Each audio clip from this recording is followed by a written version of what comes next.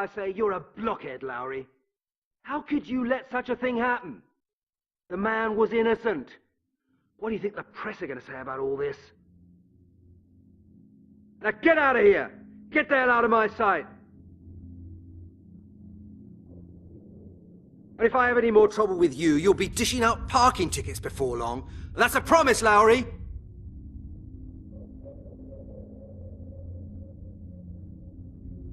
Oh, and here's my good friend Halligan. Another one of the invaluable detectives of our glorious murder squad. Don't just stand there gaping. Come in.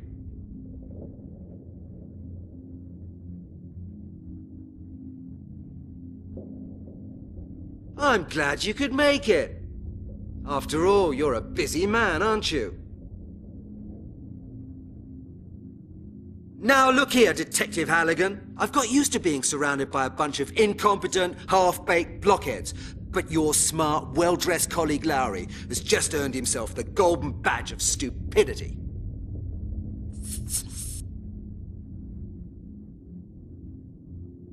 Halligan, we've got a bit of a problem.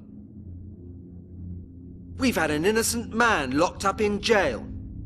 Regrettably, he was killed in prison before we could correct our mistake. Unfortunate affair. And now we've got this lunatic killer running around all over London. We have to make sure that at least this oversight is put right. Your clear-up rate so far ought to be sufficient evidence that there's no point in asking you to clear up anything more than a common bicycle theft. But this does happen to be the murder squad. I am the chief of this department. All I have for choice is that blockhead Lowry and you.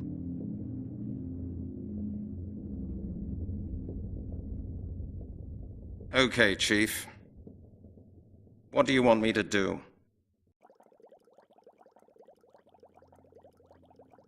Where did Lowry go wrong? Your dear colleague Lowry dealt with the skeleton murders last year.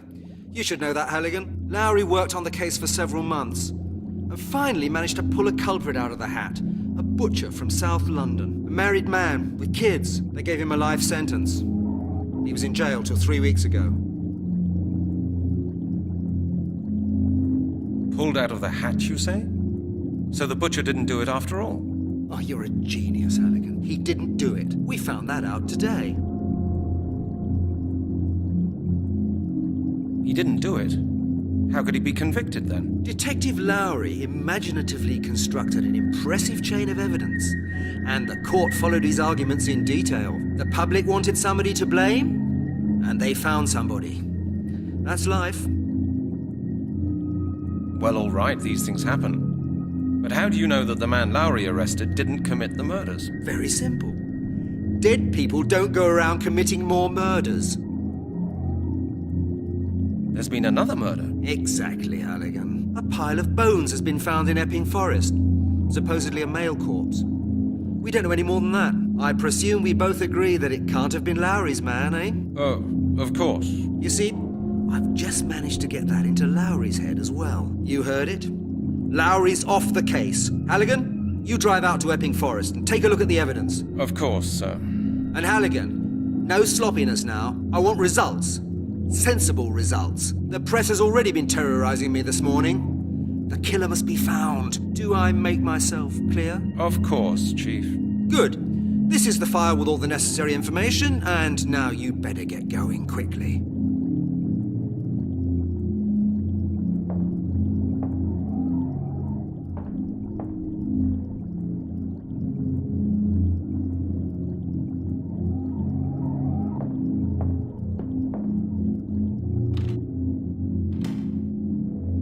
My case file. My case file. My case file.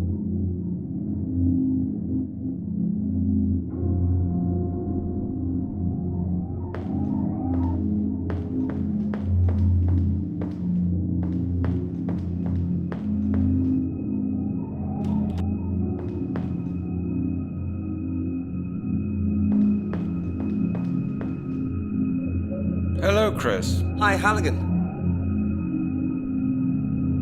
Have you heard of the new skeleton murder? Not only heard, I've already been out to where the body was found, together with the forensic squad. And? What did you find out? Not a lot. The killer did a neat job. No traces, no witnesses. This madman doesn't seem to be so stupid at all. Did you examine the other cases as well, Chris? Of course. What do you think these people died of? It was no natural death, if that's what you mean, Halligan. I'll just drive out there and have a look at it. Just you do that, Brent. Okay, Chris. See you later on.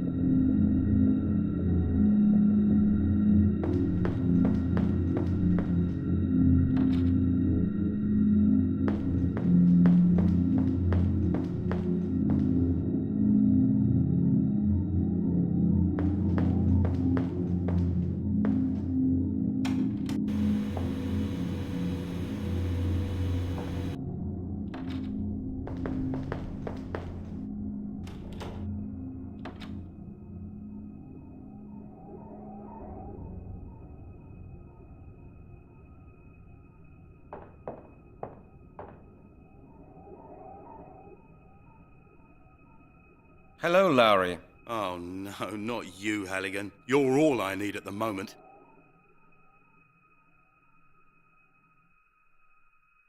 Have you got a couple of minutes, Lowry? I'd like to talk to you about a couple of things concerning the last skeleton murder. I really don't feel like chatting right now. Least of all with you, Halligan. Read the file, it's all in there. I didn't see any inquiry results from the information department in your file. Is that right? Of course, thanks to these bloody new security regulations, which were introduced thanks to you, Halligan. If you hadn't gone and put an arrest warrant for Prince Charles in the computer after Princess Di's accident, we wouldn't be in this mess. That was just an innocent joke. Innocent, yeah.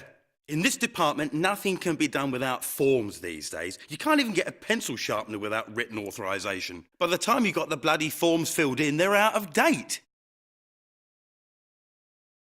And that's why you sent an innocent man to prison? Innocent? That's what you say. The jury found him guilty.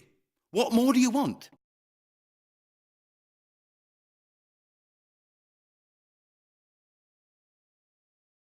Is that what you told his widow and children? No way. Stryker was the one who dealt with that sort of thing. I'm not into spiritual welfare. You're not into it. I can understand that. Well, I just don't go for all that sentimental crap. Of course, Lowry. I'm really sorry for you. Hey, same here, Halligan. Okay. I'll talk to you later, Lowry.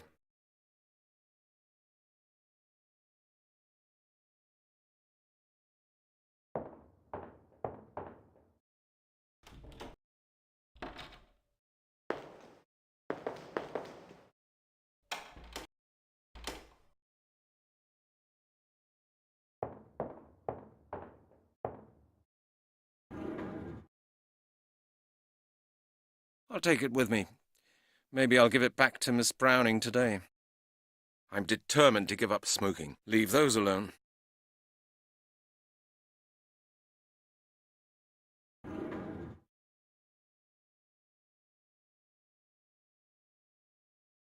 We'll see if that's true.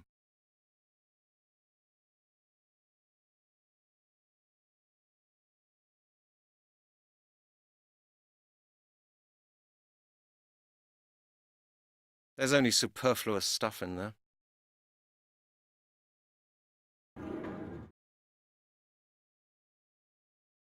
I've already taken one this morning.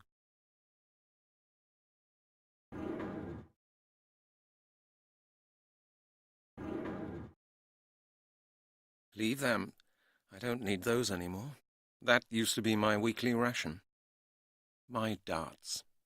A roll of plastic bags. Indispensable for professional police work.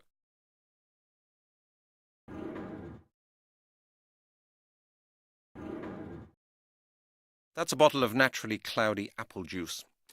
Half empty. Is there anything worse than thirst? I'll take it with me.